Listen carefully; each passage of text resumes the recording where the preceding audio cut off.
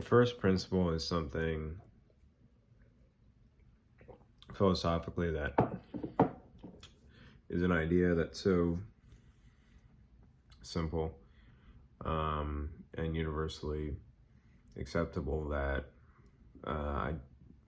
it's supposed to be a statement that anybody who understands it, whether they're a human or a Martian or whatever, they would agree with it just based on understanding the statement itself.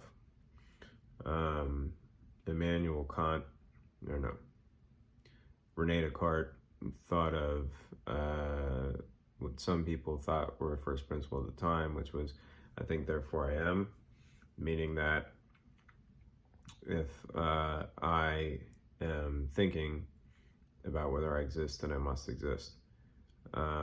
Nietzsche kind of tore that apart 100 years or so later with the idea that just because a thought exists, it doesn't necessarily mean it has to have a cause, or that cause has to be ego-based.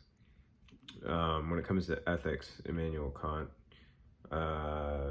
developed what he thought was the first principle in his universality principle, which is that if you're doing something, your deontological or duty-based duty is to make sure that if everyone were to do it, it would still result in the desired effects.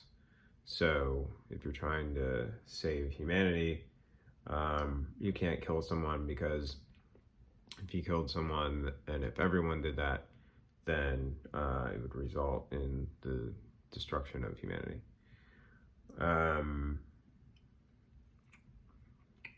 I think that's not a great basic principle, because I don't see how, if you understand it, you would necessarily agree with it.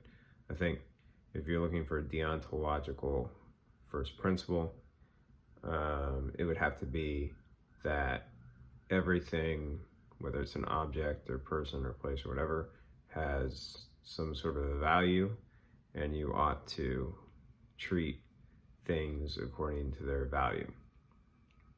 There's also virtue-based ethics, and so if you wanted to state that in a virtue-based way, then you ought to behave according to your own values, and so on.